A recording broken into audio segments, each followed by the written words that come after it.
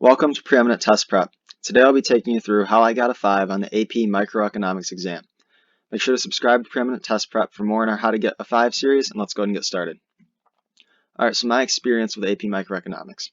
So your experience with the class is obviously going to depend a lot on your teacher. So my teacher, he assigned a moderate amount of homework, which I prefer because anything above a moderate amount of homework can get kind of overwhelming if you're involved in a lot of extracurriculars or a lot of AP classes or college classes. So that was obviously very nice. And then additionally, he covered content at a steady pace. And this is really important. If your teacher is falling behind in the pace and you can tell you're not going to learn everything by the time you get to the exam, you're going to need to start working ahead.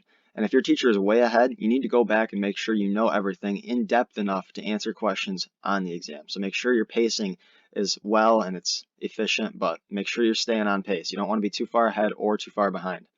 All right, next, my teacher, he assigned tons of practice free response questions and multiple choice questions.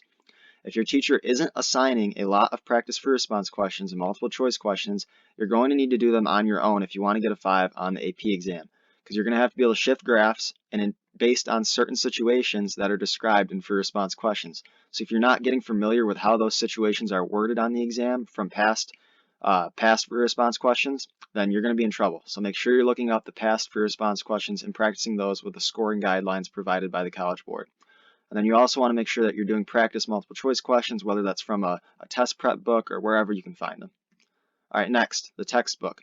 So I did use my textbook for AP Microeconomics, and I used it a moderate amount. I did not read every chapter, but I read important chapters that were highlighted by my teacher as being the important chapters that you should know. Also, in conjunction with that textbook, I watched Jacob Clifford's review videos. So if you look up Jacob Clifford, as it's spelled on this presentation, if you look him up on YouTube, he has unit review videos, he has specific topic review videos, and he has year-end review videos for both AP Microeconomics and AP Macroeconomics. So if you need additional review material, I would highly recommend Jacob Clifford. All right, prep books. So I did not use a prep book because I just didn't feel like spending the money to buy a prep book. But what I did do is over the summer, I was tasked with reading a choice book for my AP language and composition class over the summer. So I chose to go ahead and read Thomas Sowell's Basic Economics over the summer, right? Because that way I could kind of kill two birds with one stone by learning about economics to prepare for AP Economics while also reading that book for AP Lang.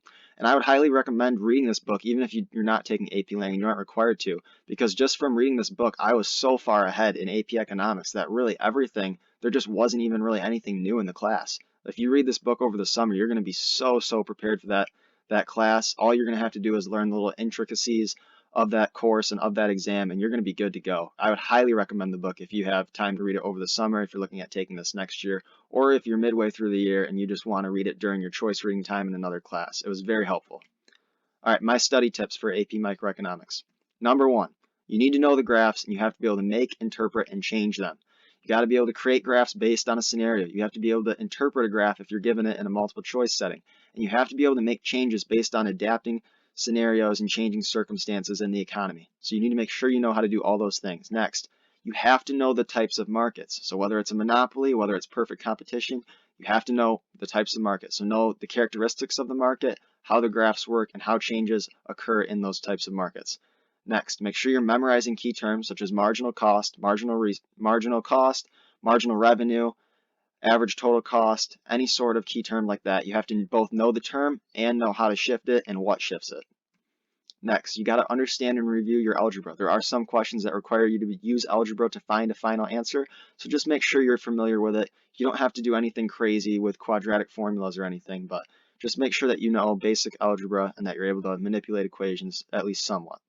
Next, you want to do practice free response questions, like I said, so you can get used to making those changes based on different circumstances that can occur in free response questions. So if you look up past AP Microeconomics free response questions on Google, the College Board has a list of them, so use those along with the scoring guidelines for practice.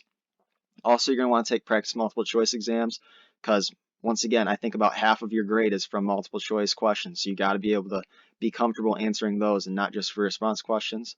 Make sure you're watching Jacob Clifford's review videos. They're very helpful. He has one that's about half an hour in length. It's just AP Microeconomics final review. It's very quick, so you might want to slow it down, but I would highly recommend watching that before your exam.